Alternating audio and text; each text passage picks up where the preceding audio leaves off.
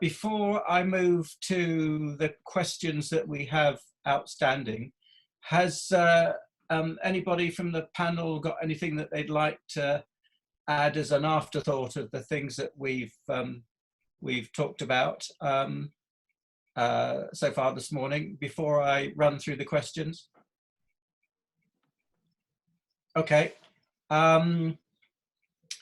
Now, in the order in which they appear on our screens, a question from Steve Ray, and assuming we're in the same time zone, Steve, good morning to you.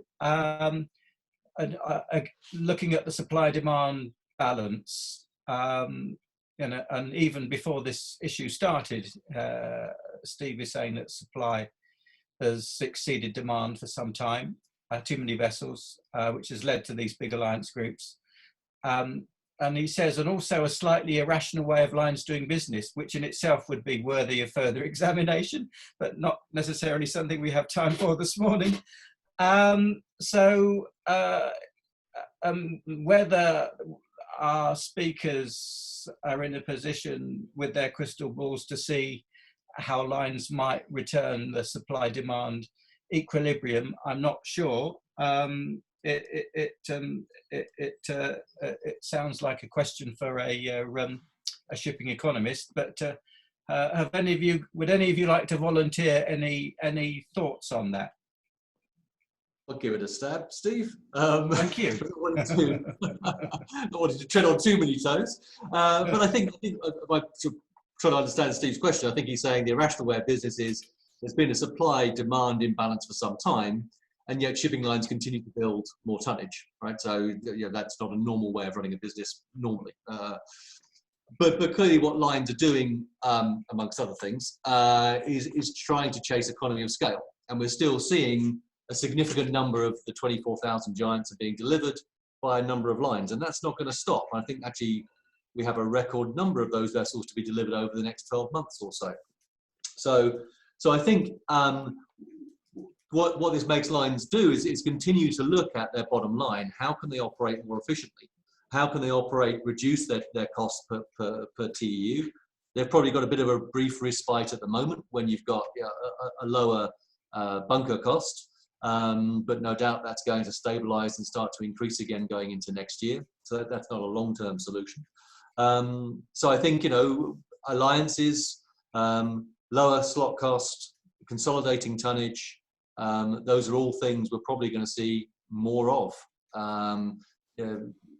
If the fuel price stays really low, then maybe you could operate smaller vessels, which gives you a slightly higher cost per TEU, but maybe you gain a bit of flexibility by doing so. But not a huge amount. Most big ports now in Europe can to some extent handle the big vessels. So I would think they're going to keep looking to drive that slot cost down. Okay. Yes. In search of the lower. I guess the next book on liner shipping will probably be titled "In Search of the Lower Slot Cost." Okay, that's a good answer, Cameron. Thank you very much. Anybody else on the panel like to add to that? It's Robert here. I think it goes back one step in the supply chain. It all depends on whether the factory of the world in the Far East continues, and whether the consumption in Northern Europe continues, because of that being the longest distance, then there's a possibility you still need big ships.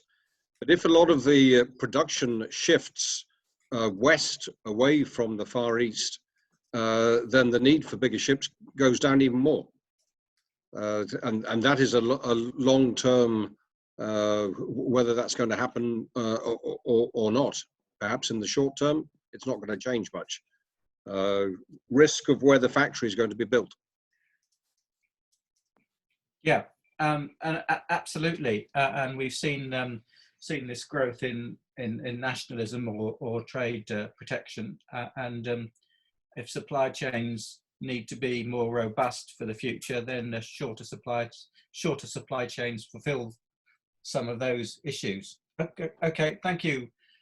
Thank you. If I may, Steve, just take that one step further, Then it's a very interesting question about the mega hubs and whether you are as a terminal an import-export.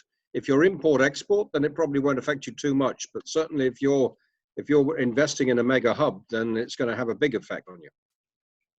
Yes. Yeah, absolutely. Okay, very good. I hope you're satisfied with the answer there, Mr. Ray, but thank you for that. Now, Pavlos, your question to the panelists about the port's priority on sustainability and on green deals. I guess it's fair to say, as a consequence of what you've all been through in terms of the automation of your processes, social distancing, and in cases for some of you, 50% of your workforce working successfully from home, that the side effect of that has been to make your port greener and improve your carbon footprints. Do you see that there is much more of that to do in terms of sustainability, or at the moment, if does the old adage that if you're up to your neck in muddy water surrounded by alligators, it's difficult to remember that you were put there to drain the swamp? Who'd like to have a go at that? I'll go again. Happy for the port authorities to dive in. I'd say my quick view on that is that it doesn't actually change anything. I mean, the sustainability requirement was there before COVID-19 arrived. The sustainability requirement is going to be there after COVID-19 goes away. So we will, I think everybody on this panel will be looking at how they can do their processes more effectively, more efficiently, and with a lower carbon footprint. Whether that means moving to more electrified equipment, whether it means, as you say, digitalizing processes, whether it means in some cases when we're expanding, looking at using concrete, for example, that has a lower environmental impact in construction. All of that, I think, is going to that trend, if I may call it that, is only going to grow and continue, and the importance of that is going to continue to rise in our thinking. Yeah, I will also try here. Looking at from where these are coming, sustainability and the Green Deal, we are looking at some values that we developed over time, and we get some experience and we get wiser by the time. And now, if everything seems to be on the table to be changed, there are some things that should remain, and we should strive and make efforts to keep them. And referring to the Green Deal policy of European Union, I think this is an important aspect of policy, and this should remain, and we should strive to get more sustainability in our processes, operations, and daily activities. Okay. Yes, I would like to add something to what Cameron and Alexander just said us. I think that yes, things probably will not change for major players like public bodies as port authorities or the big players in the shipping and transport sector. But I don't know if the same, we can tell the same for small, medium enterprises, which are really deeply affected by COVID. I don't know if sustainability will still be among their priorities. I read a recent survey among many companies in Italy. It was held by the end of 2019. So before the COVID pandemic, and 80% of them didn't consider sustainability of their logistics chain among their priorities. So I wonder if things will improve after this earthquake we are experiencing. I don't think so. So as a port authority, we are committed on sustainability. We are launching an initiative among our port community to implement the UN Sustainable Goals initiative. But I will tell you in some months what will happen if operators will follow or not. I'm not so confident. Interesting. Okay. Thank you. Some interesting perspectives there, Alberto. Thank you. Thank you all for that.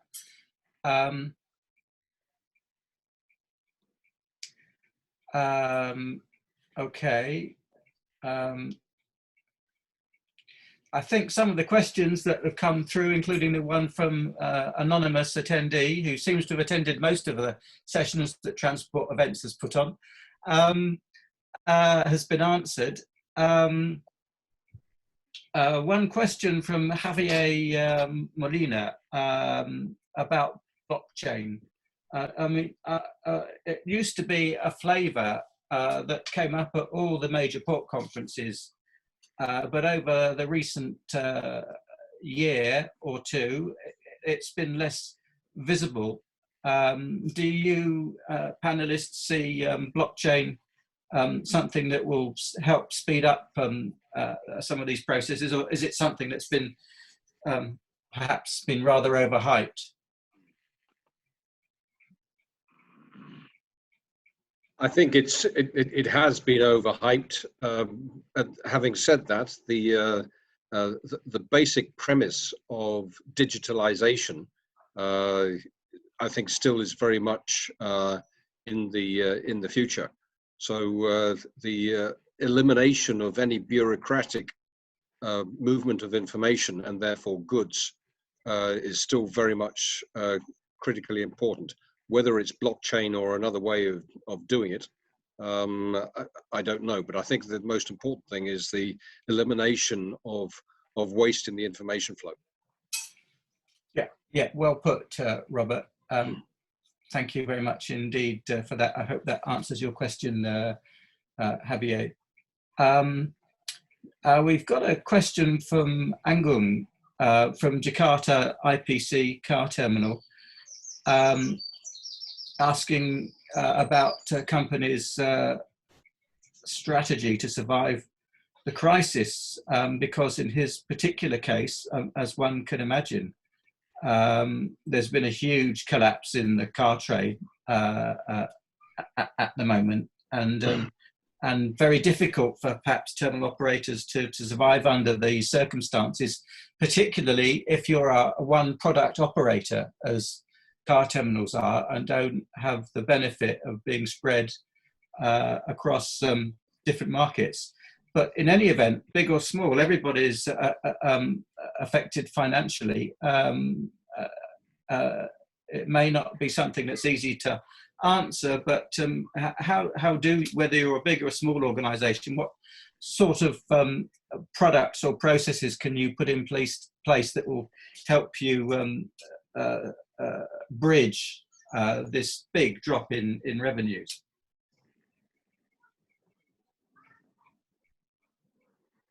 I guess some of you had to furlough staff. I mean, I guess for large organisations, it's a lot easier. It's a lot easier because you're with strong finances there, and there are products out there that you can that you can obtain that will help you. But for the one product, smaller organisations, it's a real challenge, right?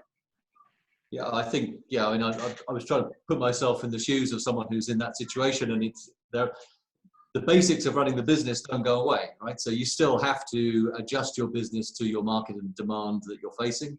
And as you rightly point out, some businesses will have had to furlough staff or make adjustments and try and manage your costs as best you can. And that's what you're going to have to do with any business, right? I think the other thing then is not the only thing I'd say is not to get into too much of a silo mentality, that all you're looking at is trying to cut your costs down.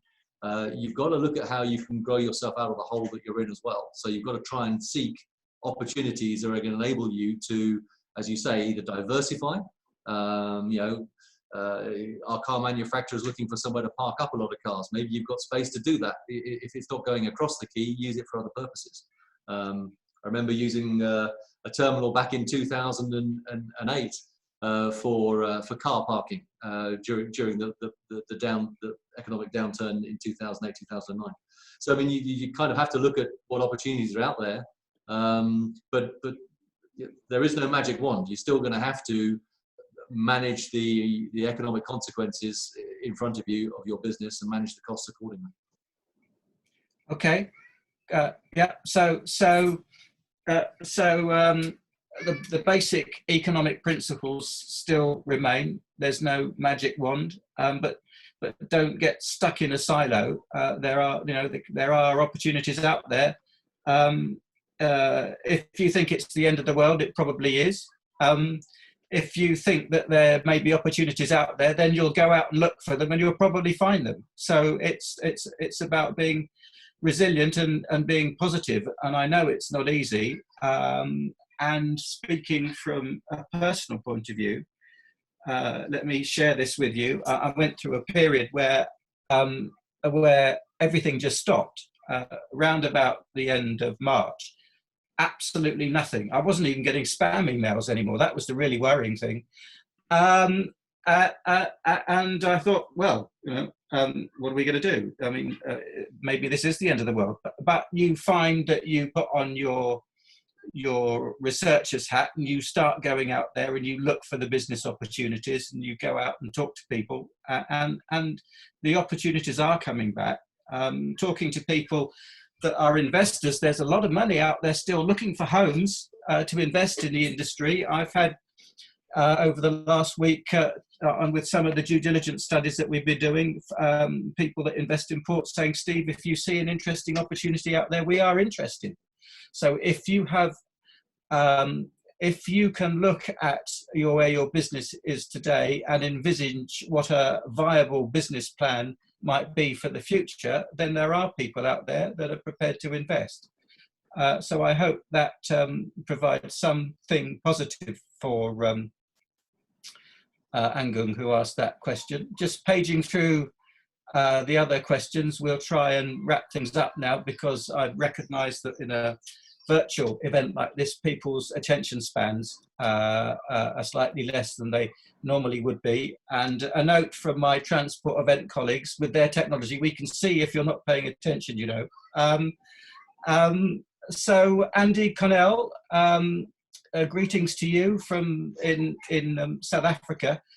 You're asking for Alberto if you see rail playing a bigger role in equipment evacuation from the port of Genoa and distribution, and we have seen that it would appear that the future for rail is looking stronger, as two speakers have said how important that they are in the supply chain. But what about this problem we've seen with a big build-up of containers full and empty on terminals because of the backlog in the supply chains? Is rail playing an important part in that?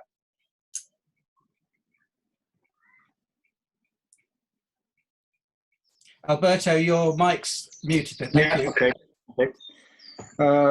Well, what we are working on that as a port authority. We are trying to implement the use of railway shuttles to inland intermodal centers in the hinterland to move empties rapidly, and to have wide areas to for the storage of empties, because you know, Liguria is really Genova, and the whole Liguria region is very peculiar. We do not have free space available along the coast. We're a mountain region which plunges directly into the sea. So storage areas for empties is really a big issue, and we are using railway connections with inland centers 40 to 50 kilometers from the port to solve the issue. But what we are seeing right now is an increase in international connections, an increase of railway traffic on international connection, especially to Switzerland mostly, and and we will be working to consolidate this trend once the crisis is over. Okay, thank you, Alberto. I see that well-known industry colleague Paul Galley is noting that despite downturns, there's some cargo flows which are proving to be more resilient than others, i.e. bulk grain is relatively unaffected. People still have to eat around the world, so there's a little message of hope. And it did occur to me in the one of the earlier presentations when we were looking at the Black Sea volumes, where it was stated a large percentage of the exports are bulk, dry bulk, but grain in particular. I don't know what it's been like in your supermarkets in different parts of the world, but here in the UK, the two things that disappeared really quickly for some reason was toilet rolls, and the other was pasta, right? So it's been very interesting to see how the supply chains have coped with the pasta, and of course it relies on wheat, and a lot of it comes from Brazil, and clearly a lot of it comes from the Black Sea. I mean, you can't grow wheat any quicker or produce more volumes in the space of a couple of months. But have any of you seen any increase in bulk trades as a consequence of that, or other trades? Yes, in our case, the throughput of grain rise by 50% in the first 4 months of this year, versus the first 4 months of 2019. So we had a very good in this respect, very good 4 months. Well, I'm expecting that probably one of the reasons of this increase. Of course, there are several aspects here to be pinpointed. The price of grain was a very good one this year, but also we have to take into consideration the fact that these are commodities that are traded on future markets, and basically contracts for transport are signed months in advance. So having in view the rapid spread of this disease and the pandemic, this could be one of the responses that we can have. That it wasn't affected. The contracts were already signed, and the ports and the inland waterways, because these grains are coming basically mostly through inland waterways, were functioning correctly. Were not disturbed in Central and Eastern Europe, and this contributed to a flow and to the increase of the throughput of this type of material, raw material. Thank you very much indeed, Alexandru. Now, I think now would be a good time to draw proceedings to a close, unless AJ thinks that we've missed anything. I feel that we've had a really good session today. Yes. Thank you all very much indeed for your questions, and it's great to see a lot of familiar names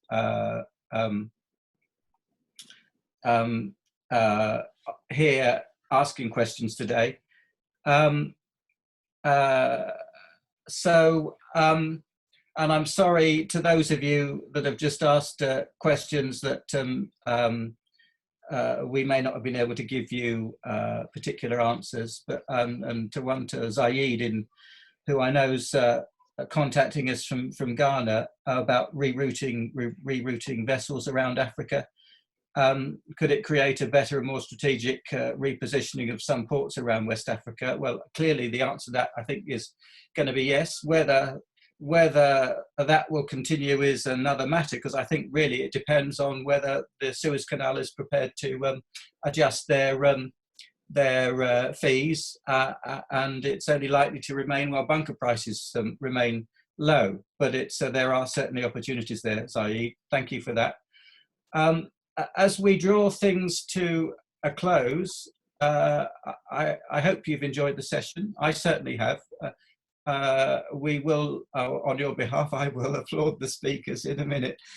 Thank you all of you for taking time out. I mean, at the moment where life is so busy and there just isn't the time that there used to be, the fact that you've given up your time, A, to think and prepare your presentations, and B, come along and present is hugely appreciated. Even if it's only provided you with a temporary respite from the pressures of your jobs. It's been great to have you all, and your comments and insights have been absolutely fascinating.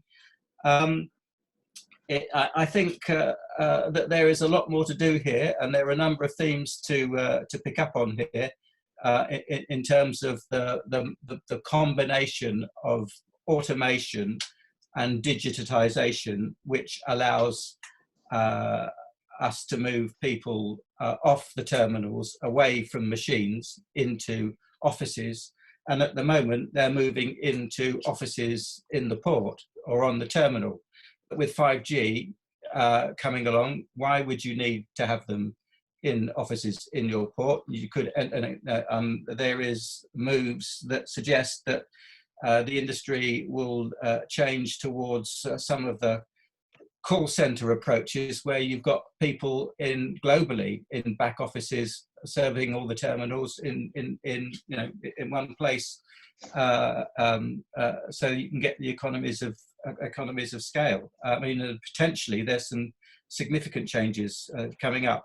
In terms of digitalization, it's clear from some of you that we shouldn't just be looking to digitize what we do today, but envisioning how trade is going to change and building those networks for the future. And I guess that for me, the proof that we've got there is when we go to port conferences and we're no longer seeing ports put up maps with arrows about the routes they serve, but maps of their digitization network and the customers that they serve and the value that they're bringing as a consequence of that. There's one final thing that I would like to say, and I hope you'll excuse me for the plug, but there's one party here in the global supply chain that remains invisible but essential to supply chains, to your ports. And when people go to supermarkets and the shelves are empty, they complain to the supermarkets, but they have no idea about generally trade and supply chains. So I would like to flag the role of our seafarers at the moment. And for those of you that are working and living from the same space for the first time, it is a bit like being back at sea, except that we can get out and exercise every day, or we can go and do shopping, which you can't when you're stuck on a ship with people that you don't necessarily like. But our seafarers are stuck on ships. A lot of them cannot get home. They are stressed, they're away from their families, and the other half of them are stuck at home off pay. They cannot get work, and we really need to see the acceleration of the IMO's recommendations about giving seafarers the status that they deserve, so that they can fly home and our supply chains can continue. So as well as applauding the speakers today and applauding transport events, thank you, Rory and the team, for a great session. I think can we also applaud our seafarers, and thank you all very much indeed. Thank you very much. AJ. Thank you very much, Steve. Ladies and gentlemen, I would like to thank our esteemed moderator, Steve Cameron, for his time in joining us today to moderate today's webinar. I would also like to take this opportunity to thank our distinguished panelists, Robert, Cameron, Alexandru, Alberto, and Michael, for their time preparing their insightful presentations during today's webinar. The presentations given today and a recording of this webinar will be available to all registered attendees on Monday next week. Thank you all thank you to all our viewers for your attendance. We hope this webinar has been valuable and informative and helps you develop some new business from what you have learned here today.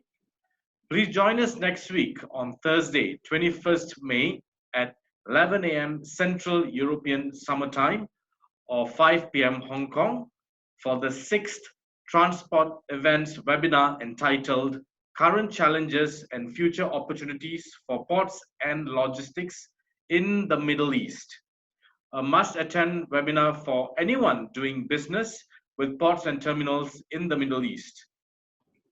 May I ask everyone to follow us at Transport Events or on LinkedIn, and visit our website at www.transportevents.com for latest information on our market-leading annual events and weekly webinars. You may also contact me directly at ajay@transportevents.com for any further assistance, spelled AJAY at transportevents.com. May I also invite you to email me if you would like to have your company's latest full-color logo and company details exclusively branded before, during, and after next week's Middle East Ports and Terminals webinar. And with that, may I wish our valued moderator and our wonderful speakers and our viewers everywhere in the world a goodbye for now, a good weekend, and looking forward together to better days ahead. Thank you.